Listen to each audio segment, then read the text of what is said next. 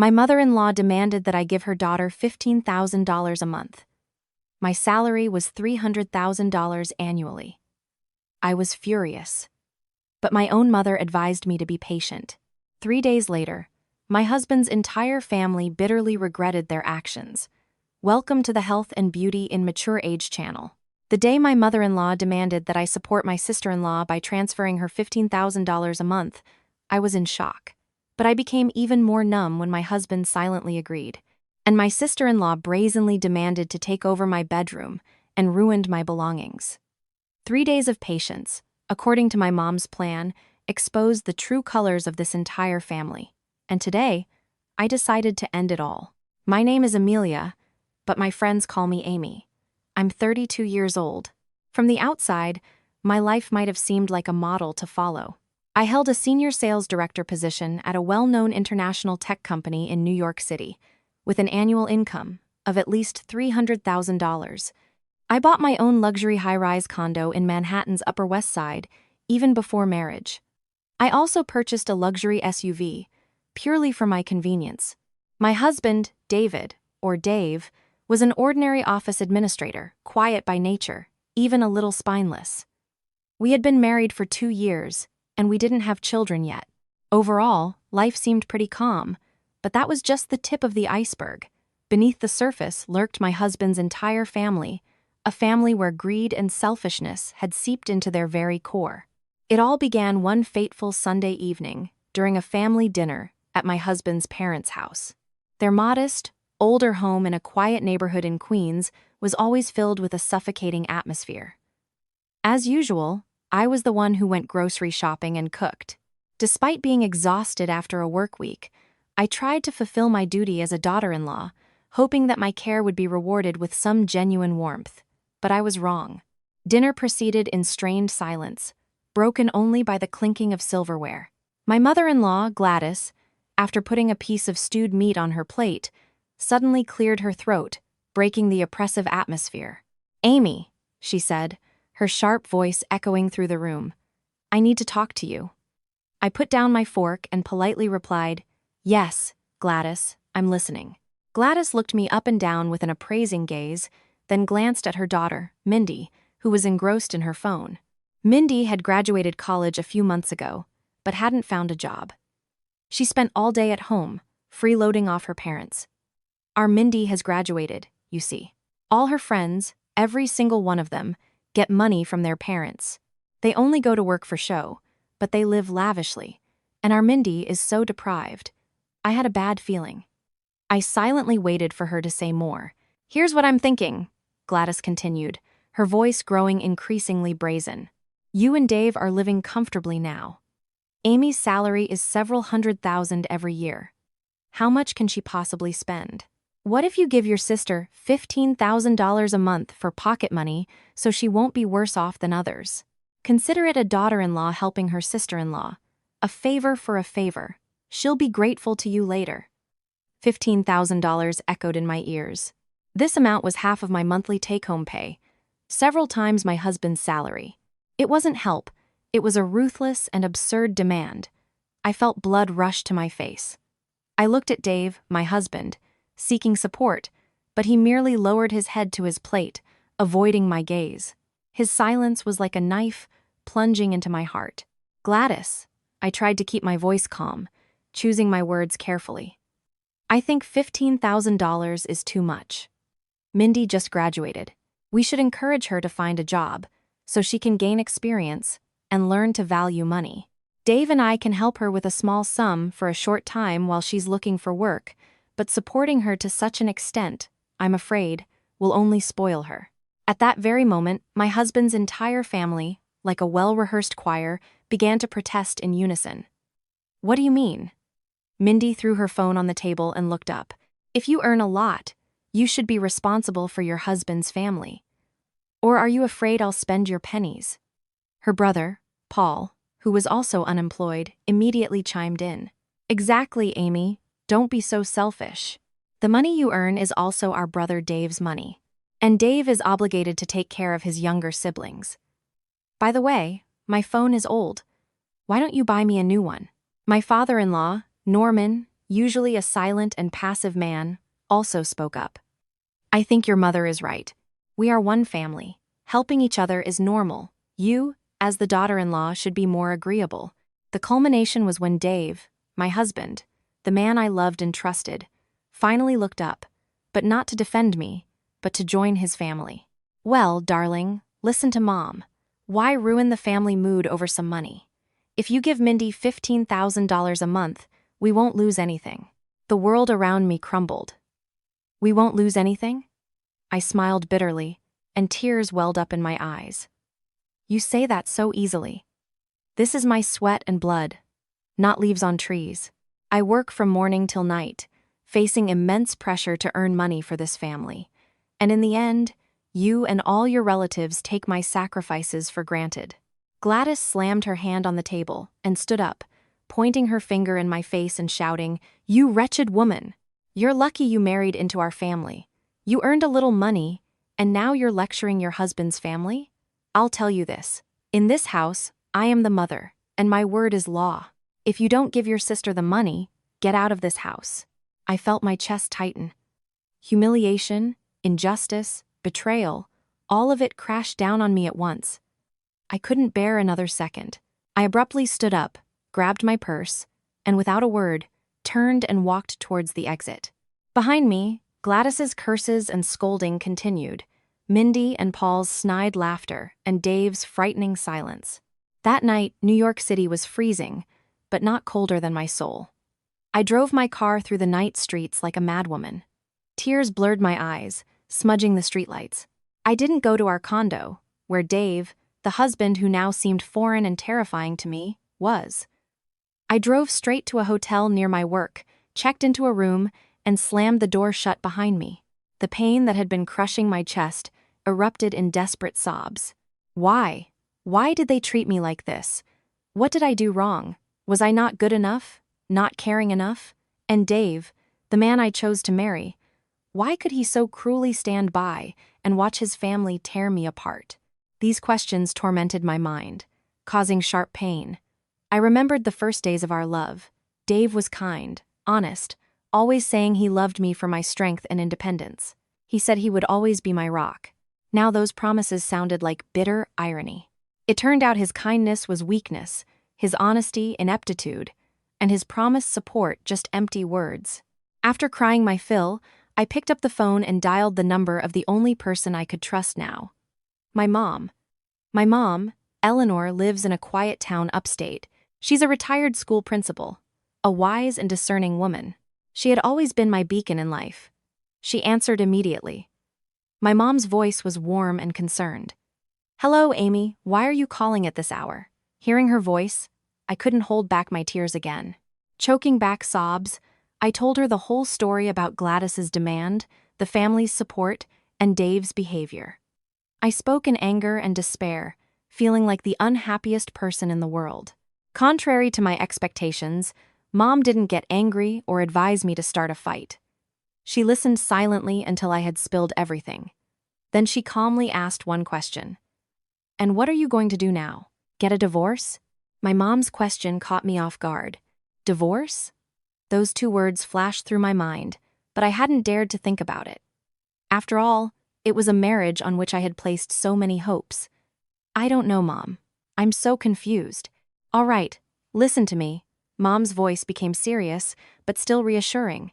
"Don't do anything right now. Tomorrow morning, call your husband and tell him you've thought everything over and agreed to your mother-in-law's demand." "What?" I cried into the phone, not believing my ears. "Mom, why are you advising me to do this? Doesn't that just enable them?"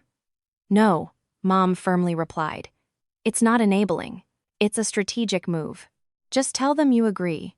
But you need 3 days to sort things out at work and with your finances. Promise them that in 3 days, you'll give Mindy the money. During these 3 days, just be patient. No matter what they do or say, just trust me. In 3 days, I promise, I'll give you a comprehensive answer and a way to solve everything once and for all." I was completely confused by my mom's advice. It contradicted everything I had been thinking. Be patient. Agree. How could I do that after everything they had put me through? But why do this, Mom? I don't understand. You don't need to understand right now, Mom said. Just trust me. I've lived a long life. I understand people well. With people like your husband's family, if you resist fiercely, they will only push harder and portray themselves as victims. The best way is to pretend to concede, so their greed can fully manifest. Let them dig their own grave. Just give me 3 days. Okay. The confidence in Mom's voice convinced me. Although bitterness and doubt still boiled within me, I knew my mom would never harm me. She was the only person in the world who loved me unconditionally. Yes, Mom, I'll do as you say. That's good. Now rest. Don't think too much. Everything will work out. Remember, just 3 days. Hanging up, I collapsed onto the bed, staring at the ceiling. Mom's plan was strange, but it gave me a faint hope. 3 days of patience in exchange for complete liberation. I didn't know what Mom had in mind, but I decided to bet on this card. I would play the role of the obedient and compliant daughter-in-law to see how far my husband's family's greed could go. The next morning, I woke up with swollen eyes and a pounding headache. I looked at myself in the mirror, a gaunt, exhausted face. But remembering Mom's instruction, I took a deep breath and tried to feign calmness. I called Dave. The phone rang for a long time before he answered. His voice on the other end was sleepy and slightly annoyed. What? Why are you calling so early? It's me, I said, trying to make my voice sound as soft as possible. Yesterday, I was overthinking things and went out for some air. I'm sorry I left like that. Dave seemed surprised by my submissiveness. Well, it's good that you understood. Where are you now? Come home. I'm near work. Listen. About yesterday's conversation, I've thought it all over. I agree. Really? There was undisguised joy in Dave's voice. See? If you had just listened to Mom right away, everything would have been fine. You did the right thing to agree. We're family, after all. Yes, I continued my act, but please tell Mom to give me 3 days. Okay? I have a lot of work at the end of the month, and I need to sort out my finances a bit. In 3 days, I'll transfer exactly $15,000 to Mindy. Okay, I'll tell Mom. Don't worry. Now come home.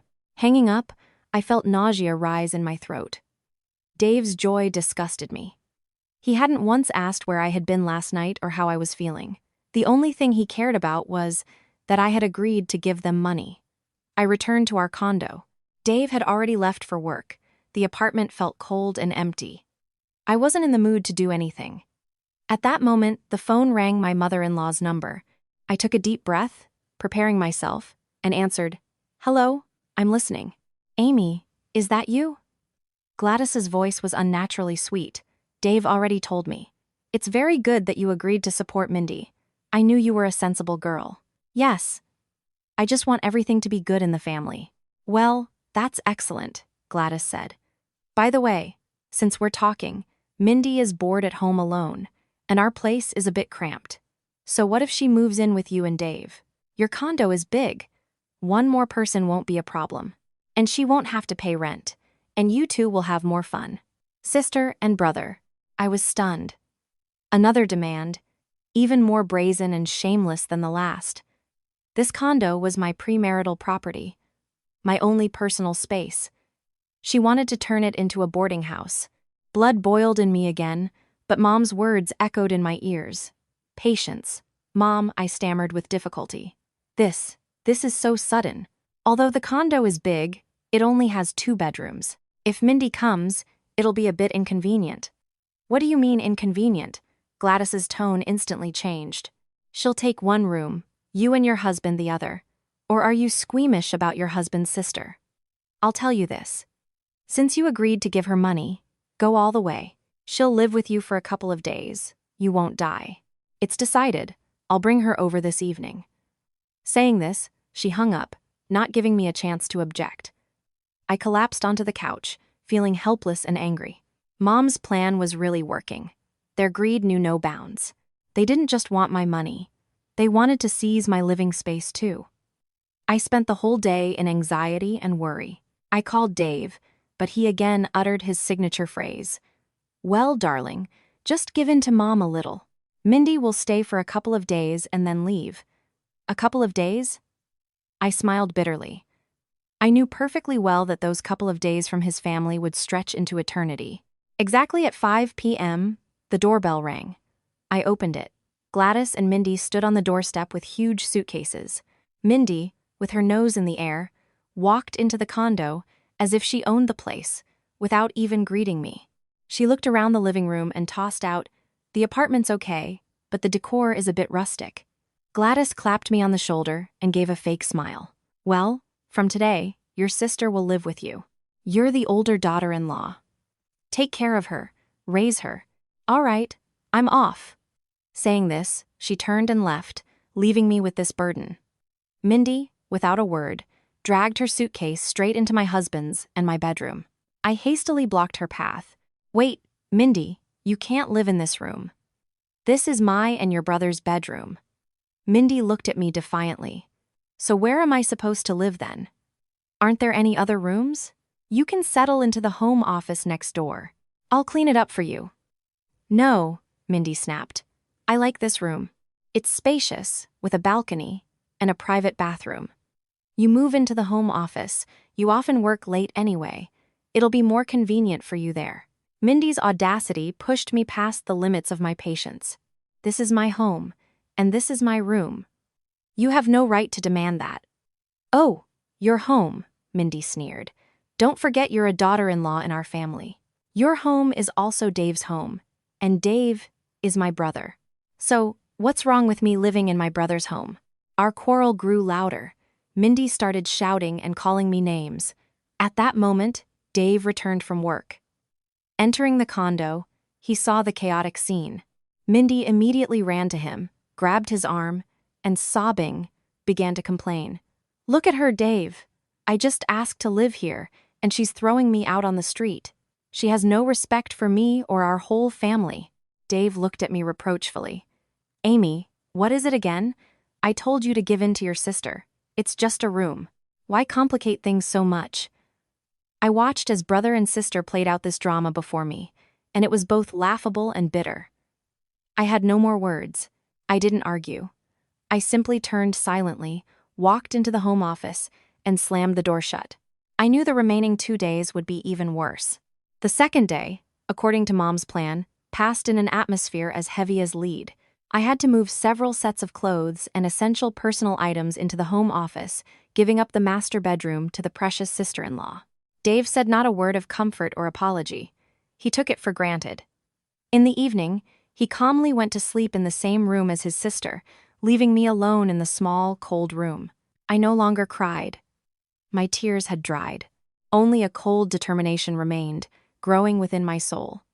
Mindy, having seized my bedroom, felt even more confident. She treated me like a servant. In the morning, she never made her bed. She scattered dirty clothes everywhere. After eating, she never washed the dishes, leaving everything to me. Moreover, she used my belongings without asking. On the morning of the third and final day, I had an early work meeting. Before leaving, I foresightedly hid my expensive cosmetics and important personal items in a closet and locked it. I no longer trusted Mindy even an inch, but my caution proved futile. In the evening, when I returned from work, I barely opened the door when I saw a horrifying sight.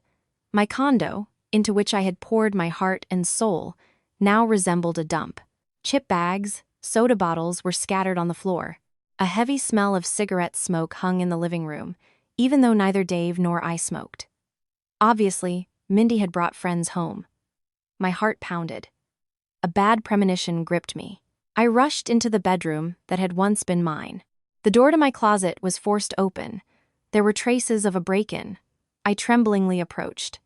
Inside, my clothes and bags had been pulled out and strewn across the bed and floor. Several of my designer dresses were stained with lipstick and some kind of sauce, but the most horrifying sight was on my vanity table. Dozens of my limited edition lipsticks were twisted all the way out and broken. A Chanel powder compact was shattered, powder scattered everywhere. A bottle of Le Labo perfume, which I had ordered internationally and waited months for, was empty. Its heavy scent mingled with the smell of tobacco, creating a disgusting stench. I froze. Rage exploded within me like a volcano. This was no longer carelessness or sloppiness. This was an act of deliberate vandalism. Mindy didn't just want to use my things. She wanted to destroy them, to trample everything I loved and valued. At that moment, Mindy emerged from the bathroom, wrapped in my towel. Seeing my distorted face, she even sneered. "Oh, you're back already. What happened? Why the sour face?" "Mindy," I screamed, my voice cracking with anger. "What have you done? Who gave you permission to break into my closet? Who gave you permission to ruin my things?" Mindy calmly shrugged. "I didn't do anything. Why do you lock the closet anyway? I just wanted to get a hairpin, and it just opened. And your lipsticks are cheap. I just twisted them gently, and they broke. The perfume smells too strong. I just spritzed it once so it wouldn't go to waste." Her insolence finally drove me over the edge. I could no longer hold back. You are a devil woman." "Who are you calling a devil woman?" Mindy also lost her composure. She lunged at me, her eyes flashing. "I'll tell you what. These trinkets of yours aren't worth a dime. Don't act all high and mighty here." We grappled. I tried to push her away, and she scratched and clawed at me. Screams and the crash of falling objects filled the condo. In the midst of the chaos, the door opened again. Gladys and Dave entered. Seeing what was happening, my mother-in-law, without bothering to find out who was right or wrong, immediately began her usual performance. She collapsed onto the floor, flailing her arms and legs, and wailed, "Oh my God, oh my God. Why am I being punished like this? Such a daughter-in-law, tormenting the whole family. She beat her husband's sister within an inch of her life. Dave, look at your wife. She wants to kill us all." Mindy immediately played along, dramatically sobbing and pointing to a small scratch on her arm that she had inflicted herself. "Mom, Dave, Amy hit me. She called me a devil woman. She wants to throw me out of the house." Dave looked at me, and in his gaze was no longer reproach, but anger and disgust. "Amy, this is too much. Mindy is my sister. How can you treat her like that? I never expected you to be so petty and cruel." I stood surrounded by these three, feeling like a criminal in a courtroom. I looked at them, at the husband I once loved, at the mother-in-law and sister-in-law I had tried to treat kindly. My patience had run out. "Fine," I laughed, a bitter, insane laugh. "You say I'm petty and cruel? Excellent, you'll see it." I said not another word, simply turned silently, walked towards the home office, and slammed the door shut. I wouldn't stay here another second. Mom's 3-day plan was complete. Now it was time for my own plan. I slammed the home office door and locked myself in. Gladys's shouts and curses, Mindy's fake sobs, and Dave's knocking on the door no longer affected me. The overwhelming anger had passed, leaving behind a cold, chilling calm. I knew what to do. End it all right now. I pulled a travel suitcase from under the bed. My hands didn't tremble. I opened the closet, took out essential clothing, important documents, my passport, my condo deed, car title, employment contract, bank statements. All of this was earned by me, through my sweat and blood. I carefully folded them into a corner of the suitcase. I took nothing that reminded me of this marriage. Not a single wedding photo, not a single gift from Dave. All of it had lost all meaning. Outside, Dave was still pounding on the door. "Amy, open up. What are you doing? Stop making a scene." "Open up," I said. "Making a scene?" I smirked wryly. From the very beginning, his family had been making scenes, and now he was accusing me. I paid no attention, continuing to pack. I took my laptop, an external battery, a few professional books. Work was the only thing that hadn't betrayed me. The only thing that gave me confidence and independence. Gladys in the living room continued her aria, but her tone had shifted from complaints to threats. "You ungrateful wretch, where do you think you're going? If you leave this house now, you can't come back. We'll see where you go. You earned pennies and already respect no one. You'll come crawling back here to apologize anyway." I zipped up the suitcase. A feeling of relief and liberation spread through my body.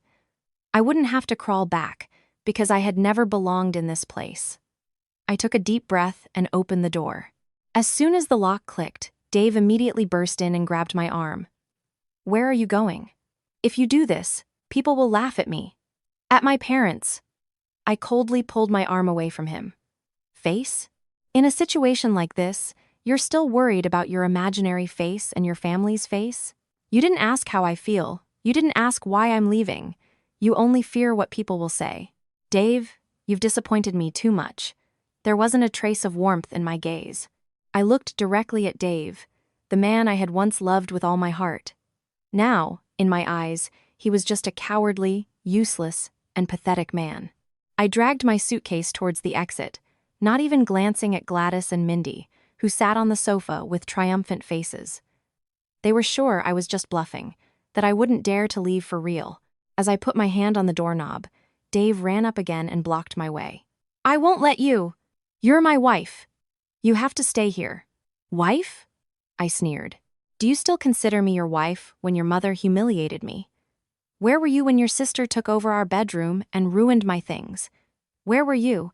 You were never a real husband, Dave. You're just your mother's son and your sister's brother. Get out of my way.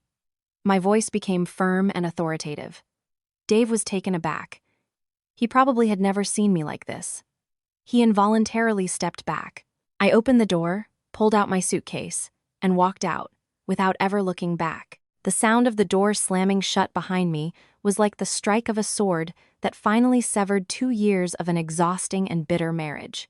I went down to the parking garage, got into my car, and drove straight to the hotel.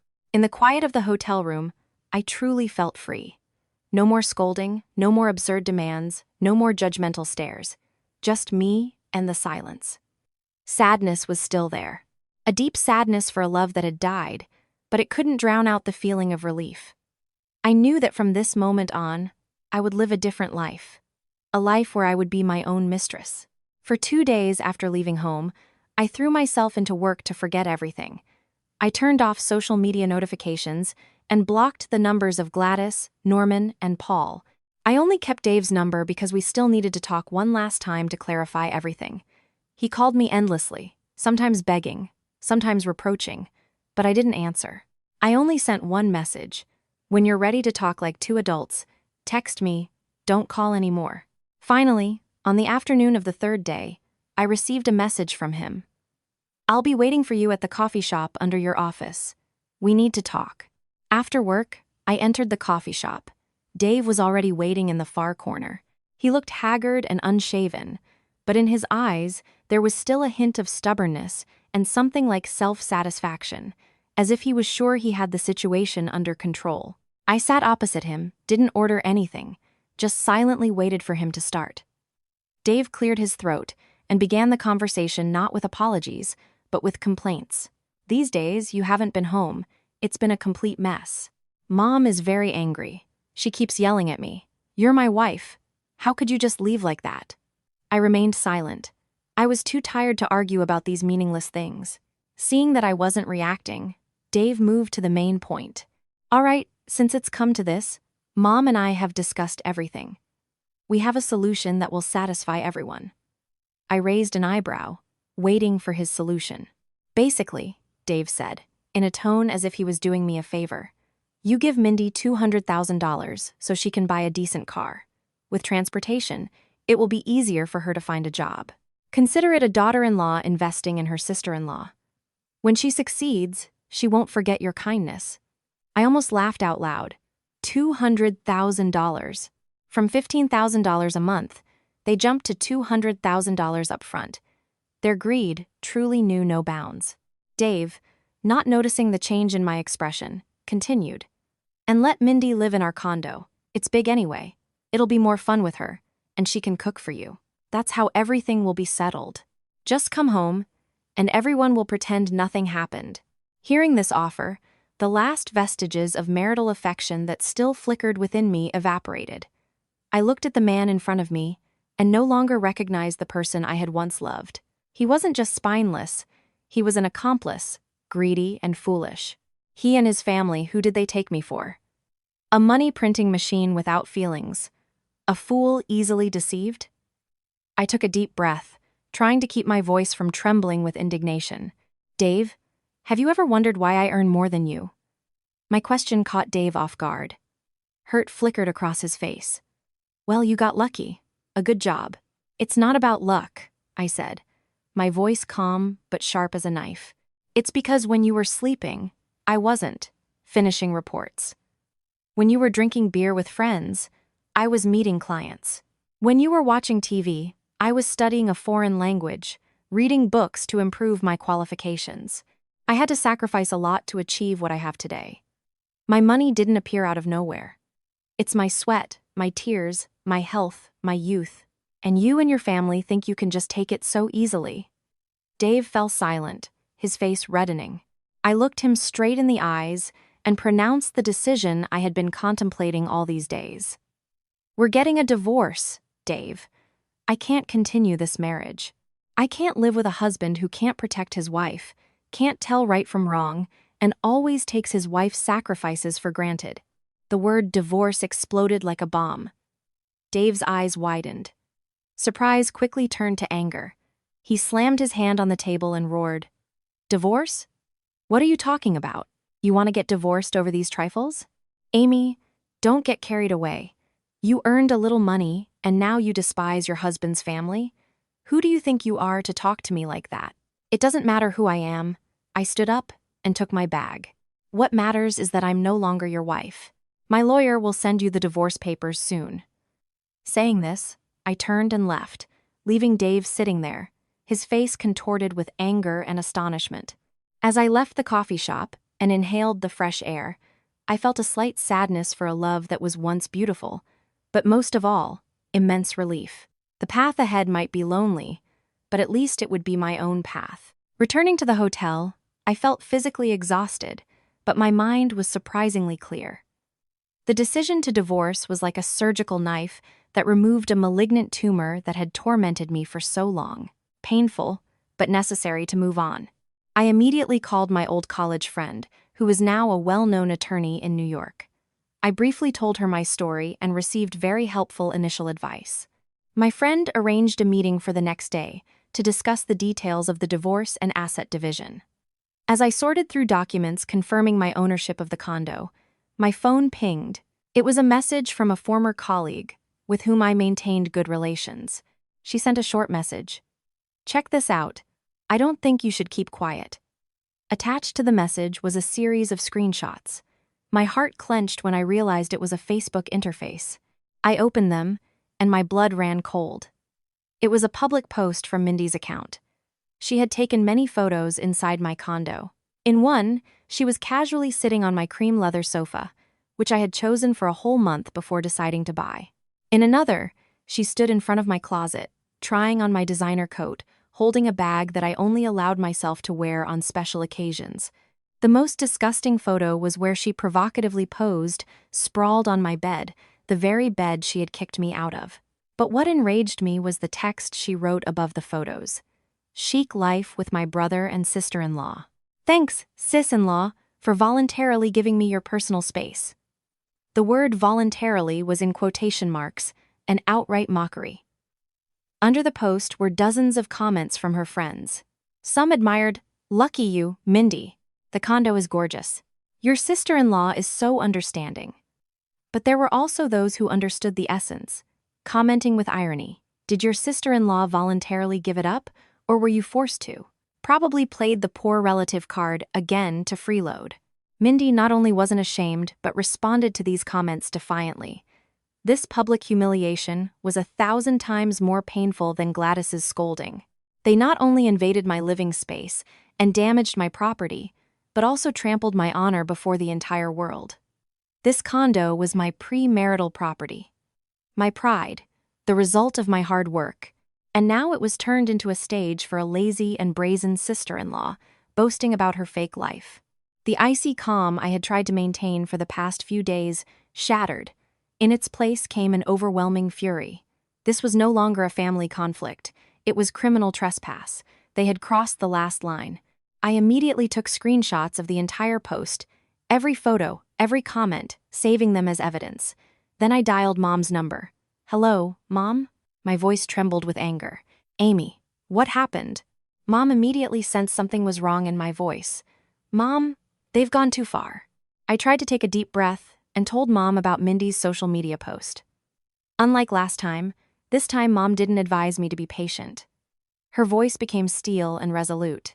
"Calm down, sweetheart. Gather every single piece of evidence. Where are you now?" "At the hotel." "Good, stay there.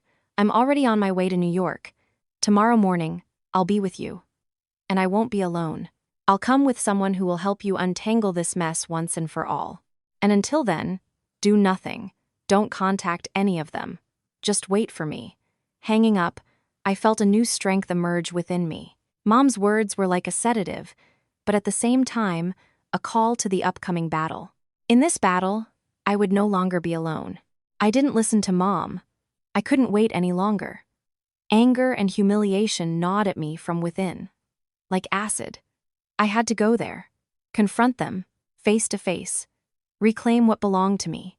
I grabbed my car keys and rushed out of the hotel. On the way, I imagined what I would say, what I would do. I wouldn't scream.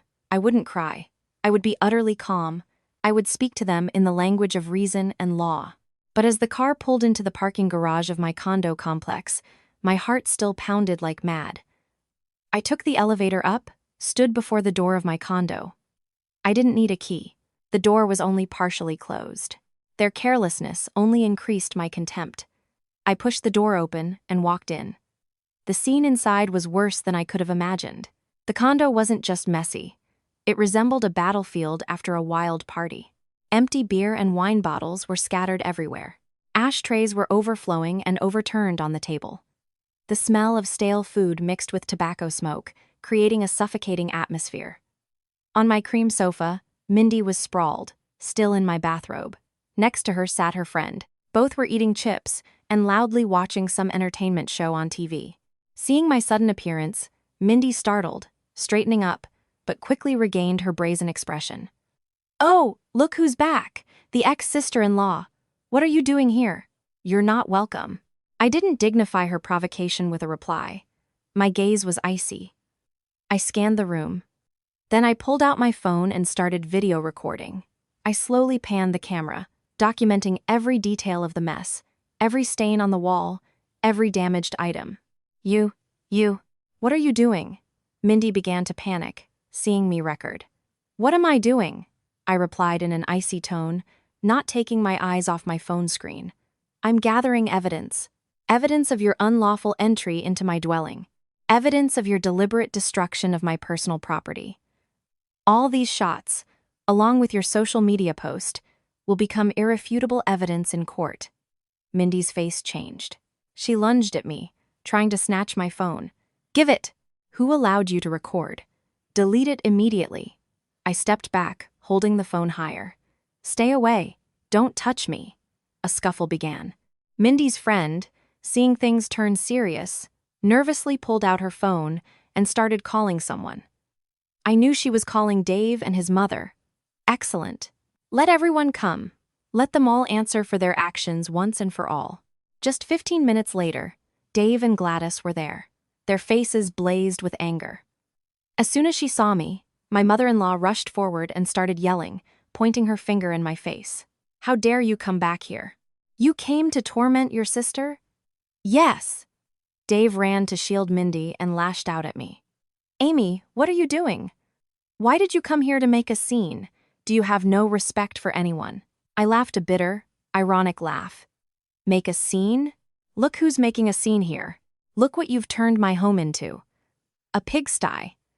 I continued to hold my phone, pointing the camera directly at the three of them. I repeat again, this is my home, my personal property, acquired before my marriage. You have no right to be here. I demand that you all leave my condo, immediately.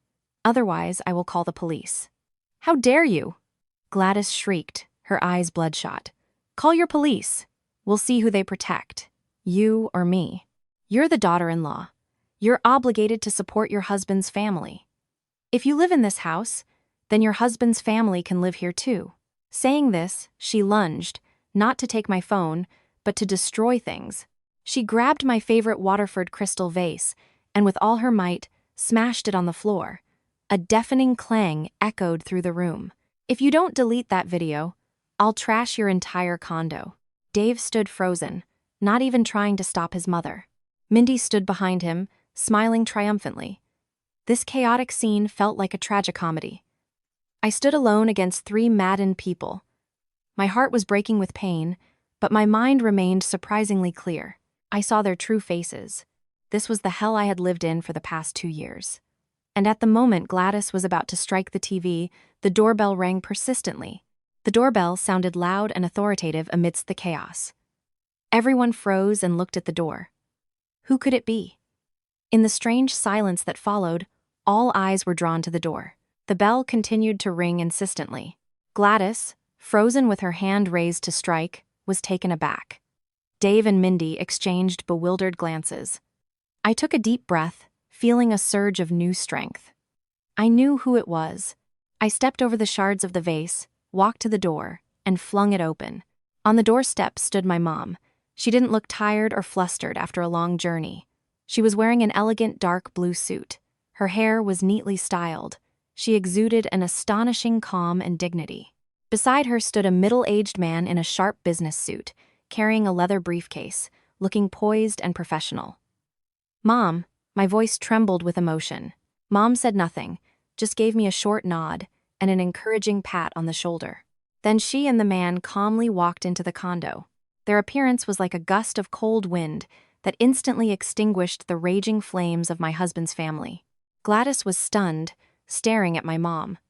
"Eleanor, what are you doing here?" Mom didn't even look at her. Her gaze swept around the room, over the empty bottles, cigarette butts, and broken vase shards. She lingered on the disheveled Mindy, wrapped in a towel, and on Dave's face, distorted by anger. Finally, she turned to Gladys. Her voice was not loud, but every word was clearly audible. "Gladys, if I hadn't come, I would never have known how much my daughter's in-laws love and care for her. The condo looks like a pigsty. Property is destroyed. Tell me, is this the humanity and family feeling you so often spoke to me about?" The man in the suit stepped forward and handed Dave and his mother his business card. "Good afternoon. My name is Victor B. Orlov. I am an attorney representing the legal interests of Amelia Petrova. I am here today to witness what is happening." The word attorney hit Dave's family like a bucket of cold water. Gladys was speechless. Dave took the business card with trembling hands. His face turned pale. Mindy hurried to the bedroom to change. Her arrogance vanished instantly. Mom continued, her voice firmer. "I want you and your entire family to know. This condo is property acquired by my daughter, Amelia Petrova, with her own hard-earned money before her marriage. The property deed is solely in her name. According to the laws of the United States, this is her personal property, completely unrelated to her husband or his family. Your unauthorized residence here, the mess, and especially boasting about it on social media, constitutes criminal trespass. The fact that you, Gladys, just smashed a vase and threatened to destroy other property was fully recorded on video by my daughter. And I, along with Attorney Orlov, were witnesses to it. This is willful destruction of property." Attorney Orlov added in his professional, cold tone. "According to Article 140 of the New York Penal Law, for criminal trespass, penalties can include imprisonment. According to Article 145(00) for criminal mischief or intentional destruction of another's property with damages exceeding $250, felony charges can apply. That vase, as far as I know, was Waterford crystal and cost no less than $2,000. Gladys's face went from pale to deathly white. She had probably never heard of these laws in her life and had no idea that her usual tantrums and threats could lead to such serious consequences. She tried to resort to her old trick, collapsing to the floor and wailing, "Oh my God, I didn't do anything. I was just raising my daughter-in-law. If a daughter-in-law behaves improperly, the mother-in-law should teach her." But this time, Mom didn't let her play out her drama. "Raising her?" Mom sneered with a cold, cutting smile. "Since childhood, and until this day, I have never once reproached my daughter. She received an excellent education. Everyone respects her in society. She does not need an education from an uneducated and immoral person like you. These lessons are best saved for your son and daughter. Teach them to be decent people, to respect others, to earn a living by their own labor, and not to live like leeches, sucking blood from others. Every word of Mom's was like a dagger thrust into the heart of this trio. They were stunned, unable to object. Dave lowered his head, not daring to look at anyone. The atmosphere was charged to the breaking point. I stood behind Mom, feeling completely safe. For the first time in 2 years, I was not alone in this war. The silence was broken by Gladys's furious scream.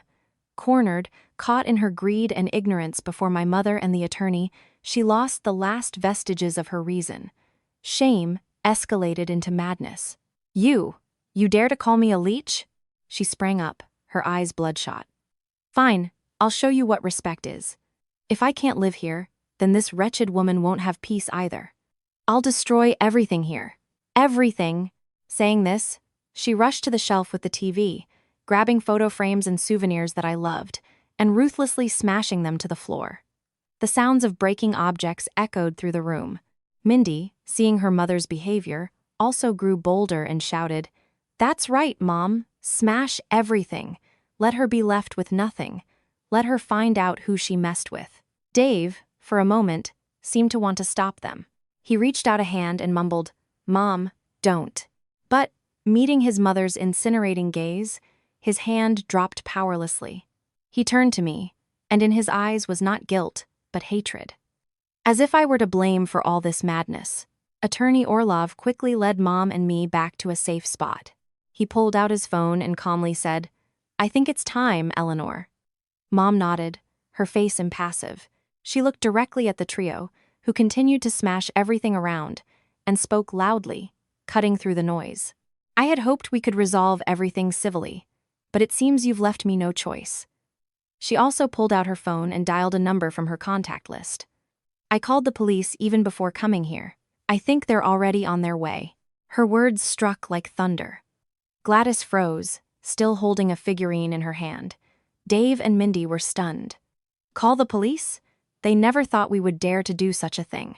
In their understanding, this was a family dispute. Calling the police was simply too much.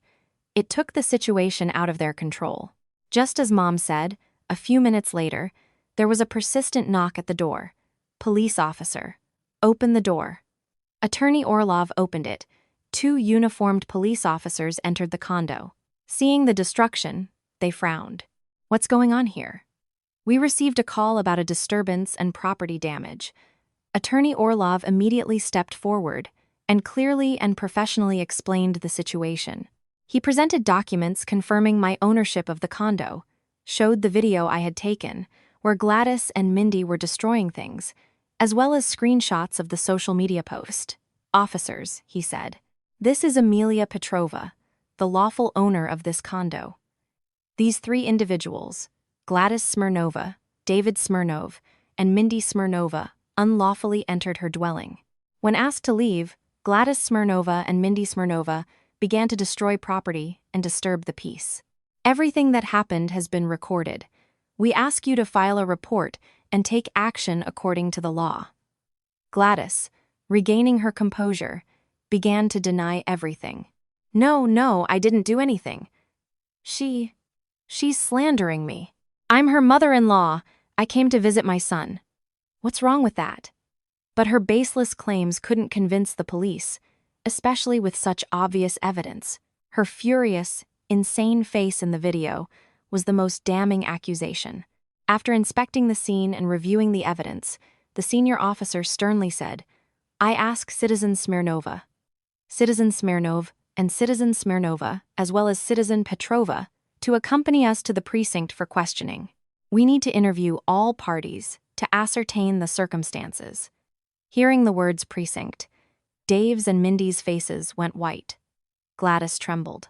Neighbors, clustered in the hallway, pointed fingers at them and whispered. The trio glumly followed the police, humiliated and disgraced. When the door closed and a ringing silence fell in the devastated condo, I felt my legs give way. I collapsed onto the sofa, and tears streamed from my eyes. These were not tears of weakness, but tears of relief after a long period of tension. Mom came over, hugged me, and stroked my trembling back. "Cry, sweetheart, Cry it all out. Everything will be all right. No one will be able to hurt you anymore. In Mom's warm embrace, I felt like a little girl who had finally found refuge after a storm. The police investigation dragged on until late evening. With irrefutable evidence presented by Attorney Orlov, Gladys and Mindy were cited for minor criminal mischief and intentional property damage. Since the value of the damage did not reach the threshold for immediate felony charges, and considering the complex family relations, they were released with a notice to appear in court, ordered to compensate for all damages, and sign an undertaking not to commit similar actions in the future. Dave, as the husband, was also compelled to sign a report and bear some responsibility. I did not demand a single cent of compensation. I didn't need money. I needed justice and final liberation. After all procedures were completed, Mom and the attorney drove me back to the hotel. Mom didn't allow me to return to the condo, saying it needed to be purged of all that filth. 2 days later, when I had somewhat recovered, Mom suddenly told me, "Amy, take a day off work tomorrow. We're going to my town upstate." Upstate? I was surprised. "Why, Mom? Is something urgent?" "Not urgent, but very important," Mom replied. There was something deep in her gaze that I couldn't understand. "There's something you need to know. The time has come." The next morning, Mom and I got into the car and drove towards her town upstate. The drive wasn't long, but my heart felt heavy. What did Mom want to show me? Why did we need to go to Grandma's old house? All the way, Mom barely spoke, just silently gazed out the window at the fields passing by. Grandma's house stood in a quiet, small village. It was an old log cabin, roofed with shingles, already darkened by time. A spacious garden with apple trees and vegetable beds evoked a feeling of something familiar and nostalgic. I hadn't been there in a long time. Mom opened the creaky wooden door. The smell of old wood and books enveloped us. She led me to the main room, where an altar stood. After lighting a candle, Mom slowly approached an old carved chest of drawers. She took out a bundle of small keys and carefully opened a locked drawer. From inside, she retrieved a small wooden box with delicate carvings. She placed the box on the table, cautiously opened the lid. Inside, on red velvet, lay a folded yellowish sheet of paper. "This is what I wanted to show you," Mom said, her voice softer. I curiously took the paper. My hands trembled slightly. I slowly unfolded it. It wasn't a letter or some relic. It was a handwritten promissory note. I scanned the text, and my gaze froze on 2 names. The lender, my grandmother. The borrower, Norman Smirnov, my father-in-law. My ears rang. I reread every word to make sure I hadn't made a mistake. Promissory note, amount, $110,000. Interest rate, 1.5% per month. Date of loan, the 15th of October 2020. Borrower, Norman Smirnov. Signature, Smirnov. The 15th of October 2020. That was a month before Dave's and my wedding. Mom, what is this? I looked up at her, my voice breaking. Mom sighed, her gaze fixed in the distance. That year, before your wedding, Norman came here to Grandma. He cried and told her he had a big business opportunity, sure profits, but lacked capital. He asked for money as a loan to invest, to ensure Dave a decent future, so he would be worthy of you. Grandma, feeling sorry for you and her grandson, and seeing that her future in-law was enterprising, was happy, but she was a cautious person. She agreed to lend the money, but made him write a clear promissory note with interest. Mom paused and continued. He swore he would return everything with interest in a year, but a year passed, then 2, and he never mentioned the debt. He probably thought Grandma was old and would forget, or if she remembered, she would forgive it because of family ties. But he was wrong. Neither Grandma nor I ever forgot. I was stunned. $110,000, an enormous sum. Now I understood. I understood why they always lacked money, why they so desperately craved my money. Not because they wanted to be like others, but because they were drowning in enormous debt. And what about this money now? I already asked Attorney Orlov to calculate everything, Mom said. Her voice was calm but firm. With interest for almost 5 years, the amount has grown to stad 2,500 ubai. Arsha Wen Batian Wubai. 258,500. This figure hit me like a hammer. I looked at the promissory note in my hands, and it felt incredibly heavy. It wasn't just a piece of paper. It was a terrible secret. A trump card that could decide the fate of an entire family. "This is our main trump card, sweetheart," Mom said, taking my hand. "This is what will help you settle everything once and for all. What will help you get out of this swamp."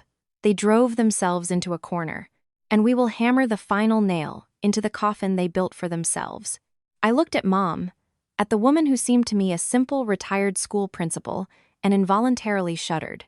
It turned out she knew everything from the very beginning, and she had silently waited for the right moment to deliver the decisive blow.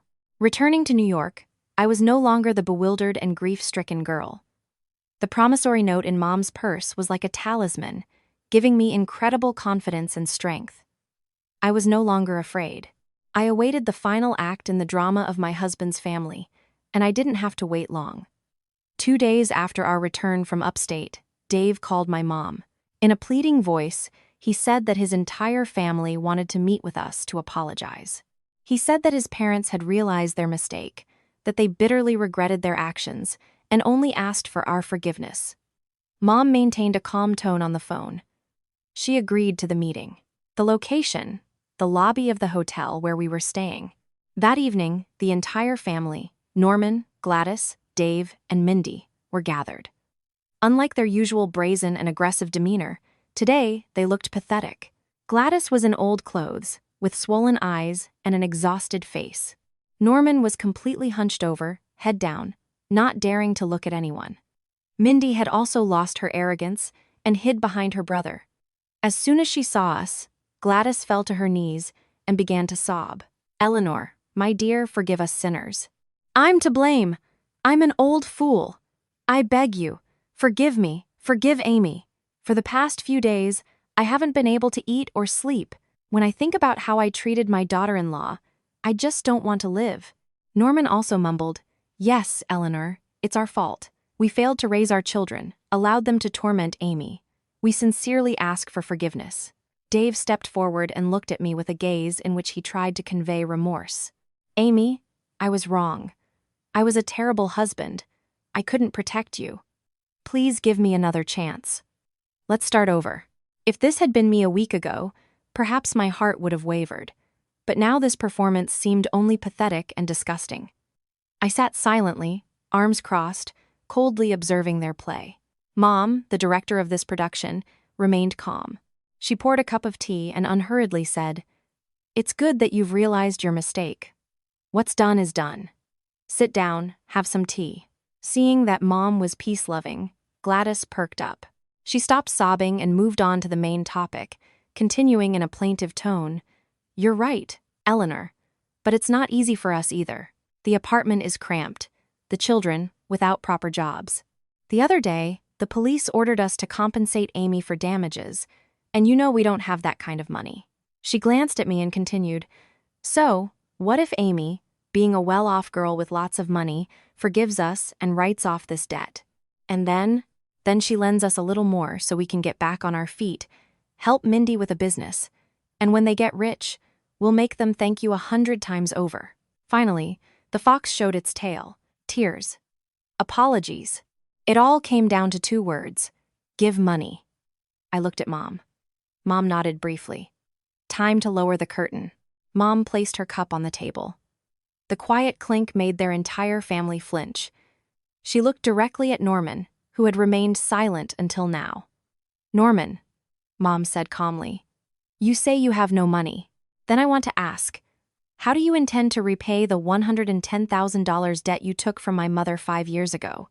The air in the room froze. Norman suddenly looked up, his face contorted with horror. Gladys, Dave, and Mindy stared at him in astonishment, not believing their ears. "What? What are you saying?" Gladys stammered. "What debt? What $110,000? Mom said not another word.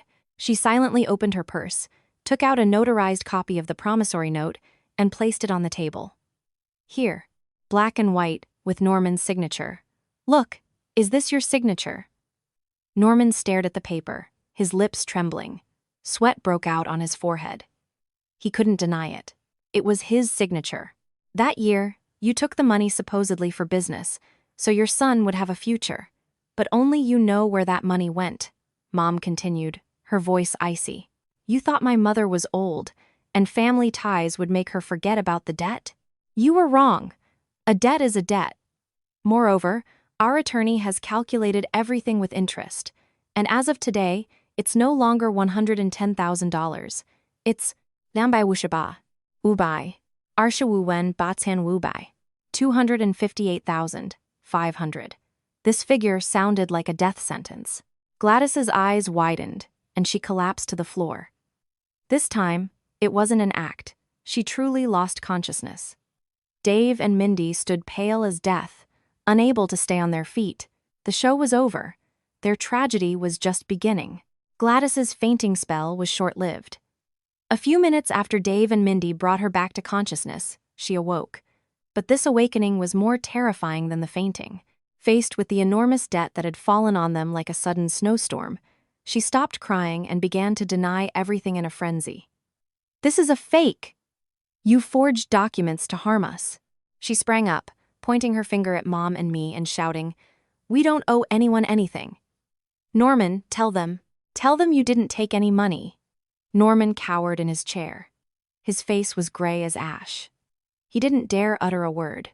His silence was the most eloquent admission. Seeing her husband remain silent, Gladys grew even more furious. She rushed to the table, grabbed the promissory note, trying to tear it, but Attorney Orlov was faster. He calmly intercepted her hand. His voice remained professional, but carried a warning. Miss Smirnova, I would advise you to remain calm. This document is just a notarized copy. If you tear it up, it will change nothing. The original is kept in a secure location. Furthermore, attempting to destroy evidence in the presence of an attorney can incur additional liability. Gladys froze. She looked at the attorney, then at my mom. Her gaze was filled with powerless fury. Mom spoke. Her voice was cold as ice. Gladys, don't try to deny anything. It's useless. If you don't want to resolve this amicably, we will resolve it through court. My attorney will file a lawsuit. With such documents and evidence, I am confident we know who will win. Court, Dave stammered. Aunt Eleanor, you'll really sue my father? We're family. Family? Mom scoffed. When you all ganged up on my daughter, demanding money from her, did you think she was family? When your Mindy took over her home and ruined her things, did you consider her family? You only remember family when you need our money and our help. We don't need such fake kinship. This harsh truth silenced Dave. He lowered his head. At the most tense moment, when my husband's family stood on the brink, Dave's phone rang in his pocket. The sound was untimely and piercing. Dave nervously pulled out his phone. Seeing who was calling, he paled even further. It was the head of HR from his company. Fearing the worst, he answered, Hello? Yes, I'm listening. We couldn't hear what was being said on the other end, but we saw Dave's face change from pale to crimson and then back to gray. His eyes widened with horror and disbelief. The conversation lasted less than a minute. When Dave lowered the phone, it slipped from his hands and fell to the floor with a dull thud. What happened, son? Gladys asked anxiously. Dave looked up at her, then shifted his gaze to me. In his eyes were despair and hatred. Mom, did you go to my work to cause a scene? Gladys flinched. I just wanted to talk amicably with your boss. Tell him what a rich wife you have, and how badly she treats her husband's family, so he would advise you. Oh my God, Dave cried out, a cry full of pain. Mom, you ruined me. The head of HR just called me. She said your actions caused serious damage to the company's reputation and work environment. They decided to fire me. Fired? This news was the final blow that completely crushed their family. Gladys was stunned, unable to believe that her foolish action had led to such catastrophic consequences. Mindy collapsed to the floor and wept silently. Norman clutched his heart and breathed heavily. The trap had closed. Huge debt, evidence of criminal trespass, and now a firing. All avenues of retreat were cut off. They had nothing left, and all of it was the result of their own greed and folly. I looked at this tragic scene and felt neither schadenfreude nor pity, only endless weariness. Finally, it was all over. Cornered, unable to pay, Norman's family was forced to take the only possible step. On attorney Orlov's advice, they sold their ancestral home in the village. It was the only valuable asset they had. This news was more painful for them than the court case itself. This house was not just a dwelling. It was a symbol of their lineage, the last bastion of their pride. The sale of the house was accompanied by condemnation and ridicule from relatives and fellow villagers. They became the main topic of gossip. Gladys, from being a perpetually arrogant woman, became one who walked with her head bowed. Norman completely broke down. In a few weeks, his hair had turned completely gray. At the same time, Dave and I finalized our divorce. We chose an amicable divorce to expedite the process. There were no disputes over assets, as the condo and car were mine. There were no disputes over children, as we had none. Everything proceeded quietly and coldly. On the day we met at the courthouse to finalize the procedure, it was raining in New York. The sky was gray, as was my mood. I felt neither joy nor sadness, only emptiness and a strange relief. Dave was late. He looked exhausted and aged by 10 years. In his eyes, there was no longer anger, only weariness and emptiness. We sat side by side on a bench, waiting, not saying a word. The distance between us was only a few inches, but it felt like entire worlds separated us. When we were called, the courthouse clerk asked the standard question: "Have you thoroughly considered this? Marriage is a serious matter. If it can be saved, one should try." I remained silent. Dave quietly replied in a hoarse voice, "We have thought it over carefully." We took turns signing the documents. When I signed, I felt as if a heavy burden had been lifted from my shoulders, a burden that had weighed on me for 2 years. The ink dried, and our marriage officially ceased to exist. Receiving the divorce certificate, I calmly put it in my bag. I stood up to leave. "Amy!" Dave suddenly called out to me. I stopped, but didn't turn around. "I'm sorry," he whispered, with belated remorse. "It's all my fault. If only I had been a little stronger." I paused, then quietly sighed and said calmly, without a trace of reproach, "There are no if-onlys, Dave. It's over. Live well.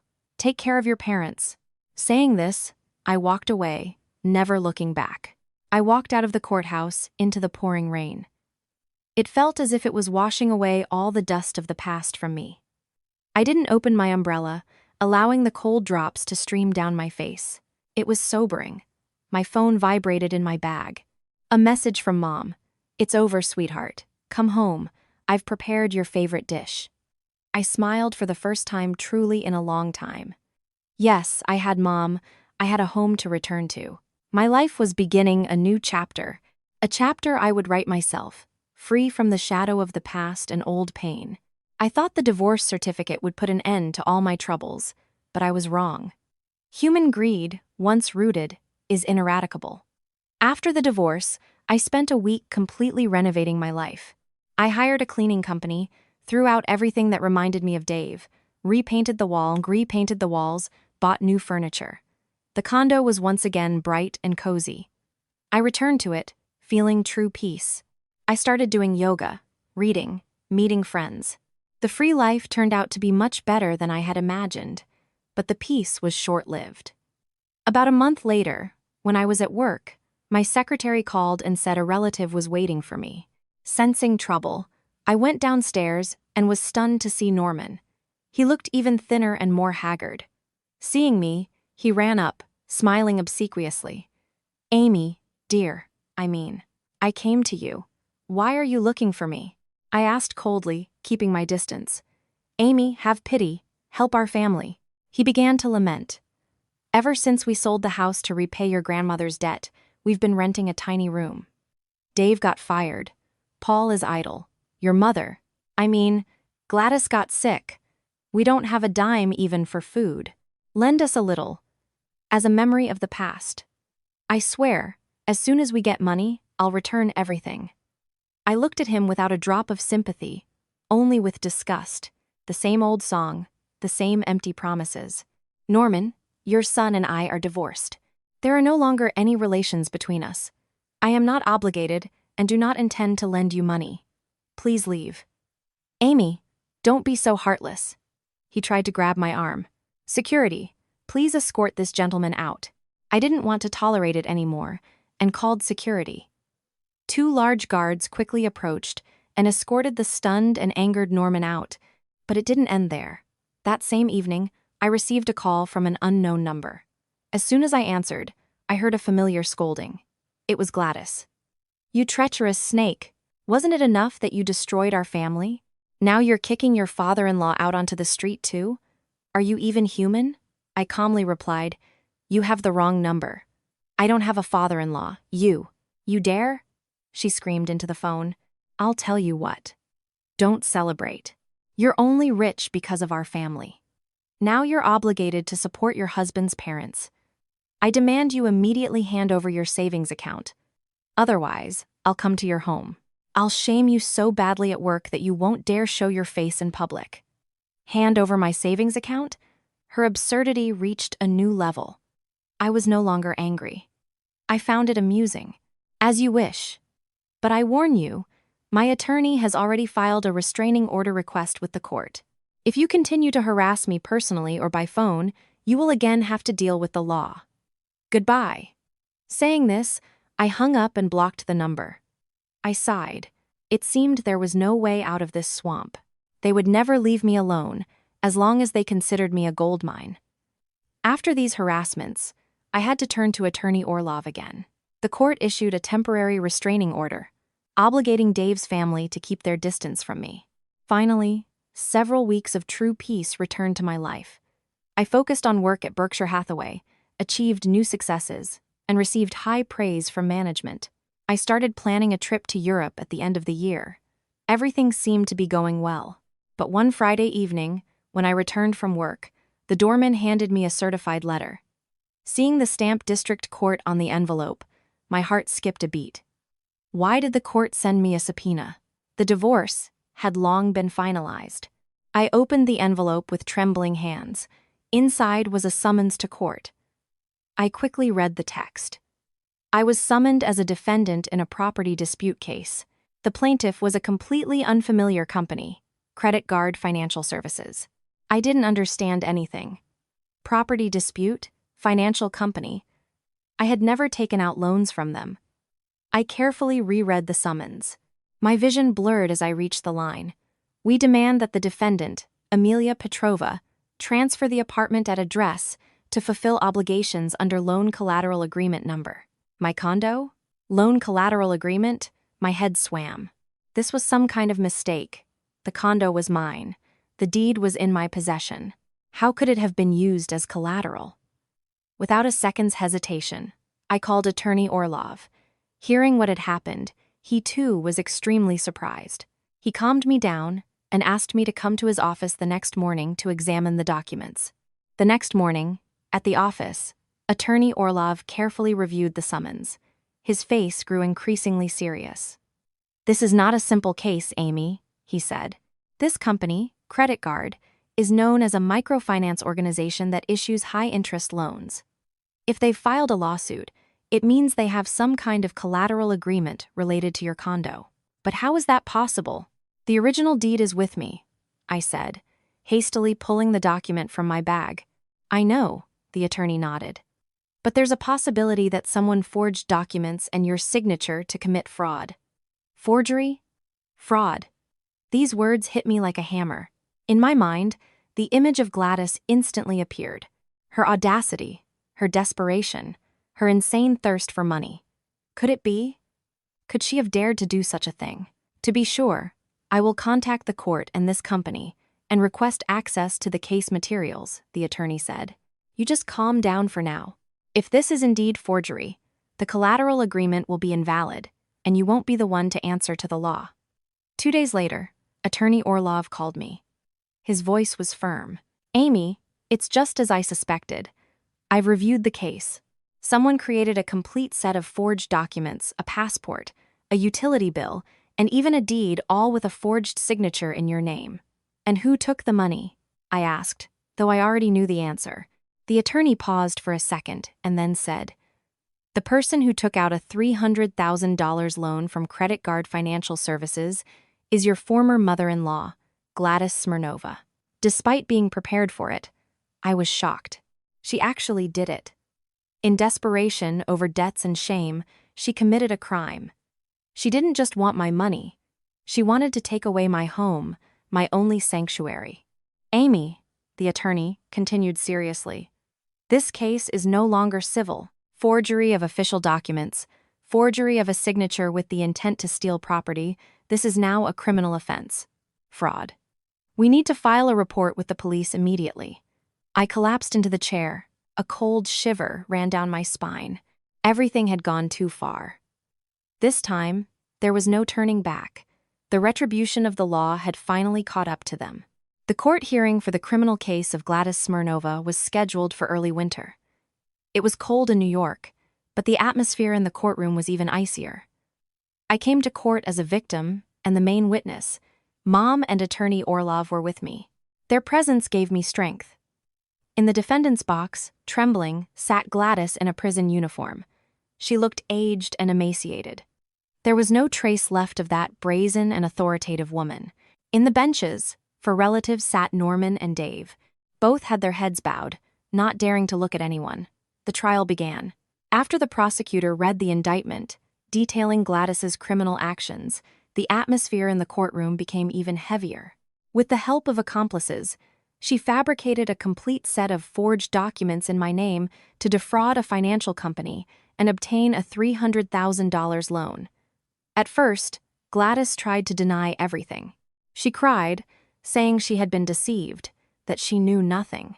But when the prosecutor presented irrefutable evidence, the results of handwriting analysis, the testimonies of arrested accomplices, an audio recording of a phone conversation where she confessed her actions to a relative, she broke down.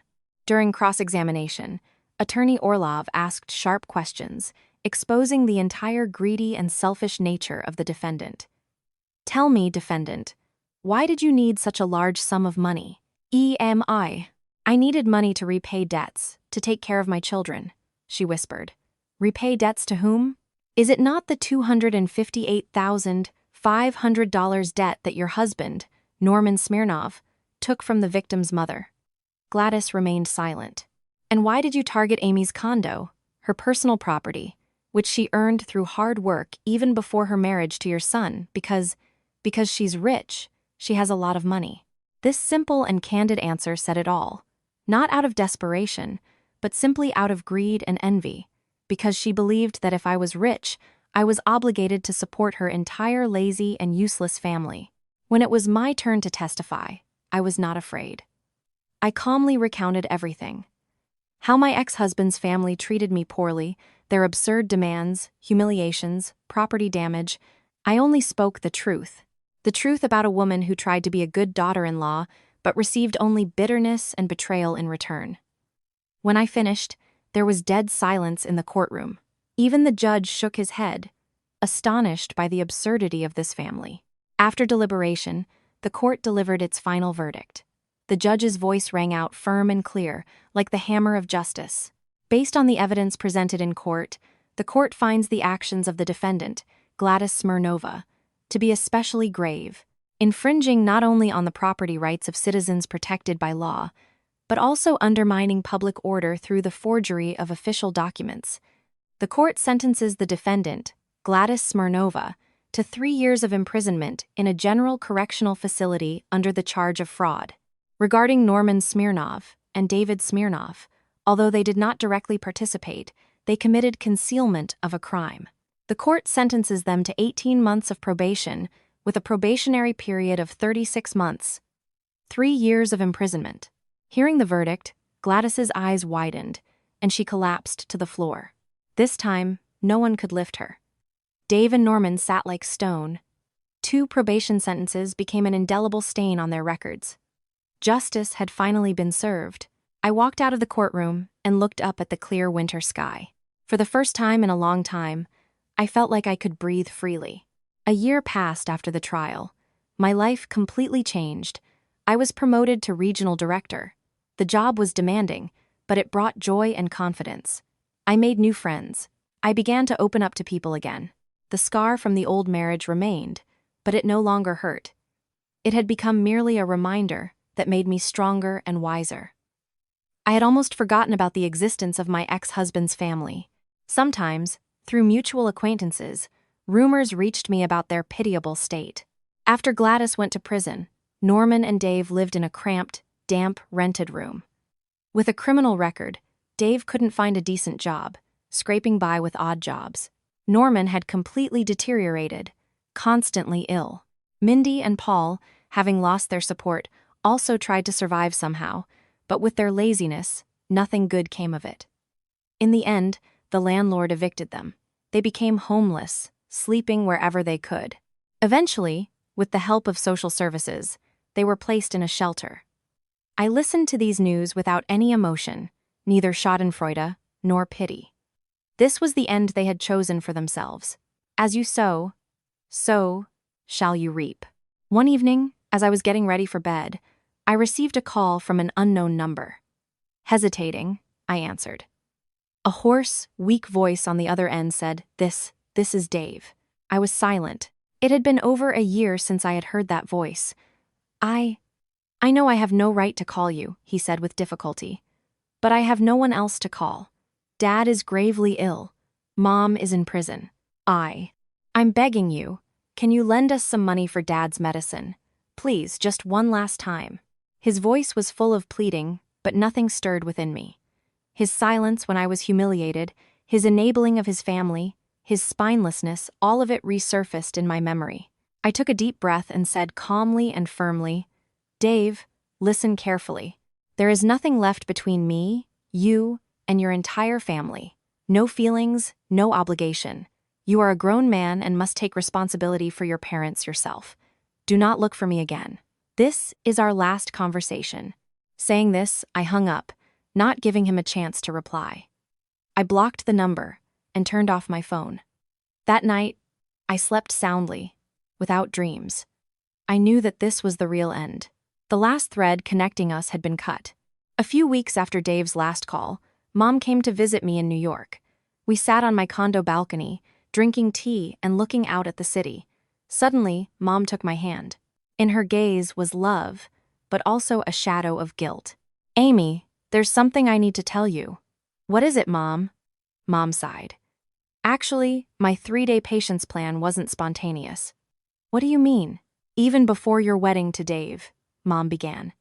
I didn't trust his family. It was a mother's intuition. I asked an old friend from the police to run a background check on them. I was stunned. Mom had done this even before my marriage, and the results confirmed my fears. I learned that Norman was a compulsive gambler, deeply in debt, and Gladys was known throughout the community as a scandalous, greedy, and calculating woman. I was very worried. I advised you to reconsider, but you were so in love. You said Dave was different, not like his parents. I lowered my head in shame. I really had been blind. I knew I couldn't stop you, Mom continued, so I prepared a backup plan. That $110,000 debt that Grandma gave Norman was actually a trap. I knew with his character, he would never repay it. And that promissory note was my trump card to protect you in the future. My head spun. Everything, from the debt to the plan, had been calculated by Mom. When you called me in tears, I knew the time had come. I told you to be patient for 3 days, not for you to suffer, but to allow their greed to fully manifest. I knew they wouldn't stop. They would push further, walking into the trap I had set for them. And they did exactly that. And only when they had cornered themselves, when they broke the law, did I use the final trump cards. I allowed the law to punish them, so they could never bother you again, so you could finally be free. I listened to Mom, and tears streamed down my cheeks, but these were tears of gratitude. I hugged her tightly. Mom, why did you go to such lengths for me? Mom smiled and stroked my head. Silly girl, you're my daughter. Your father died early. I only have you. If I don't protect you, who will? It's all in the past now. Live happily, my daughter." I nodded, burying my face in her shoulder. I knew I was the happiest woman in the world because I had such a wonderful mom. After everything I had been through, New York, with which so many good things were associated, now also held too much pain.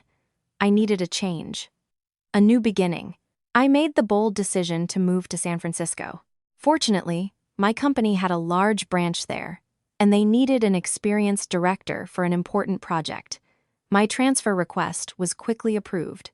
I sold my car, some of my furniture, and packed the most essential items. I decided not to sell my condo in New York, but to rent it out to an international family. On the day of my departure, only Mom saw me off at the airport. She didn't cry, just asked me to take care of myself. "If you meet a good man, open your heart, sweetheart. Don't close yourself off because of one failure." San Francisco welcomed me with its energy and beauty. The new pace of life captivated me, leaving no time for the past. The new job was challenging, but interesting. I rented a small, cozy apartment in Nob Hill with a balcony overlooking the bay. One evening after work, I stood on the balcony with a glass of wine, gazing at the city lights. The bay sparkled, and the iconic Golden Gate Bridge stood majestically in the distance, creating a unique panorama. The cool wind carried with it the scent of a new life. I smiled. My life had weathered a fierce storm, but afterward, the sky had cleared again. I had lost a marriage, but I had found myself. I had learned to be strong, to protect myself, and most importantly, I knew I deserved happiness. The path ahead was long, but I was no longer afraid. I was ready to write the next chapters of my life, a life free, independent, and full of hope.